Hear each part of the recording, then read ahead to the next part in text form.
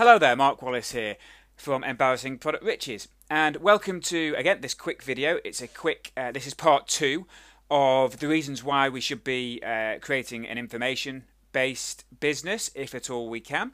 And this one is all about how to create information products. So, let's dive in and I will give you a very quick overview. Okay, so first and foremost, we have to find the best topic. We need to establish a specific topic or niche or niche for our product that we're going to be creating. Now, you should have done that already. I've given you advice on all the niche research, the keyword research that you need to carry out, so we should have already picked our particular topic. And again, if you're not into embarrassing products and selling embarrassing products, this will work in absolutely any niche online. So first you have to establish your niche, okay? Now, what do you know a lot about?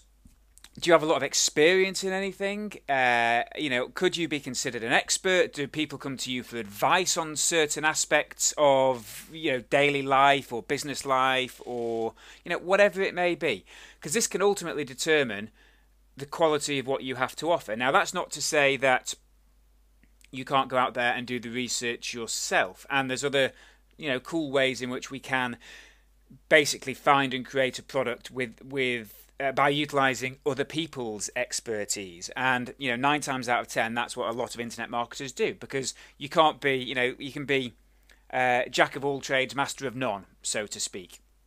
Now, if you already have an established business or even a blog, this is a pretty good place to start. If you've got an established business, you are already an expert. If you have a website out there or a blog out there, again, great place to start, because you are already imparting valuable information to the followers of your website or indeed to your customers through your everyday business.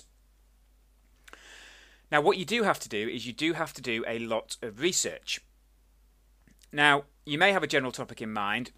You have to research that as much as possible to try and spot the big opportunities that lie within that particular big market or niche. So, if you've got a blog, if you've got a business, what's the biggest type of content that receives the most response to your blogs or to your business? Have a chat to your customers. Go and have a look at forums that are related to your particular market. Discussion boards out there. And these are very easy to find just by going to Google and typing in your market or your niche plus forum or discussion board. Go and look at social media sites. If you've got a list of customers, hold a survey. You can use SurveyMonkey to conduct surveys online.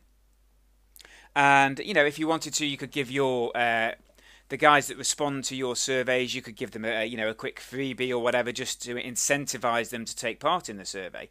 Go and read books, magazines that are related to your topic. Go into Barnes and Noble. Have a look at what magazines are out there.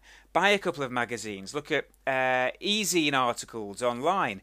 Look at the article directories. There's a plethora of information out there and topics out there and niches out there that are massively underserviced online, and it's our job to go out there and help these people that are looking, and we provide them with solutions to their problems. Now, obviously you want to play to your strengths, but at the same time you want to create something that people will actually want and pay for, because there's no point in creating something that it may be the best product in the world, but if no one wants it and it's useless to people, then you've wasted a lot of time and a lot of effort, and you will get downhearted. So you've got to create something that people actually want, okay? So you want to strategically position yourself in an area where you have the advantage, i.e. become an insider. Do you have any insider information? Do you work in an industry where you can actually go and get insider information? If you don't, you can find that insider information out online if you sign up to a few forums and blogs and whatever. Again, as we've said, can you position yourself as an expert? It's very easy to be considered an expert if only you want to be considered an expert, if that makes sense. Now, that is basically what you need to do, okay? So, if you're not an expert in anything, as I say, if you're jack of all trades, master of none, go and do some research online. Buy some books, buy some magazines. I tend to specialise in the sexual health niche, as you know. And, I've got here, sat on my bookshelf, about 15 different sexual health related books. Now, I'm not a sexual health expert, but I positioned myself as a sexual health expert. This is going back a couple of years now, by basically buying books, doing some reading, going online, looking at forums, looking at issues that people were suffering from, as I say, buying some books and then imparting the knowledge that I'd learned in my own manner and my own way online. And I became, an expert in a particular sexual health niche for a while. So you do have to invest a bit of time at the beginning to do this, but, time spent now is well worth it, because if you do it correctly, you will get paid, and you'll get paid handsomely for it. Okay? You have to identify your target audience. Now, you cannot be everything to everyone. It is impossible. If you try and please everyone all the time, you'll just end up getting frustrated and losing focus and not really helping the people that you should be helping and most want your help, that are willing to spend money with you. So, as this kind of explains, after you've decided on a specific niche or topic, you have to segment those potential customers and that potential audience into guys that are actually going to spend money. And we can do that in a number of ways, by creating a squeeze page and being quite targeted with our marketing and sort of traffic driving strategies. And that way you can segment your market into buyers and freebie seekers, essentially. Now, do you go for newbies or seasoned pros? Well, young or old, again, it all depends on the niche. If you want to work in the fitness niche, there are tons of people under that umbrella with very, very, very different needs. There are mothers who want to lose weight, old people who want to stay fit, young men who want to look good for the ladies, professional bodybuilders, athletes in various sports, and a load more of different sub-niches under that umbrella. So you can't just decide on a topic. You've got to identify the target audience and to cater for those particular people, those specific people. So you have to be super specific. Once you have a well-researched topic and a target audience, you have to come up with a specific product idea. Now, don't be too general, or else you'll dilute the message and you'll have a hard time gaining customers, because remember, these sort of targeted niches and targeted people want something specific, so you have to provide them with that specific thing. So, as I say, targets will be more targeted and relevant with less competition as well. I know someone recently who's launched a weight loss product, and again, there are millions of weight loss products out there. It's an information product, and he's doing incredibly well by just positioning himself slightly different and getting a little following through friends to begin with. And then his friend, it went viral quite quickly. His friends told their friends told their friends, and so on and so forth. And this guy now is, he's making a nice living online. I'm not talking tens of thousands of dollars a month, but he's clearing, over $1,500 a month from one product that he set up 2 months ago. That's a nice position to be in. But he was super specific. So, an example, rather than selling a vague, how to lose weight guide, create something that is targeted. The ultimate guide to rock hard abs for beginning bodybuilders. So, by doing that, you've carved out a specific sub-niche, which is abs. For a target audience are the guys that are, newbie bodybuilders. Does that make sense? So, what you can create ebooks and reports. So, an ebook in PDF format is incredibly easy to create and incredibly easy to distribute as well, using Easy S3 or Amazon S3. You've got to have good quality content, and PDFs have a higher perceived value than a blog article just on, stuck on your own web page. So it's something that people could download. Maybe you want to entice people onto your list by giving them a free short guide or report that's in PDF format that you could write. You could write a guide. Anyone listening to this call today could write a 10 to 15 page guide on a subniche or a niche and a subniche today, guaranteed. Okay?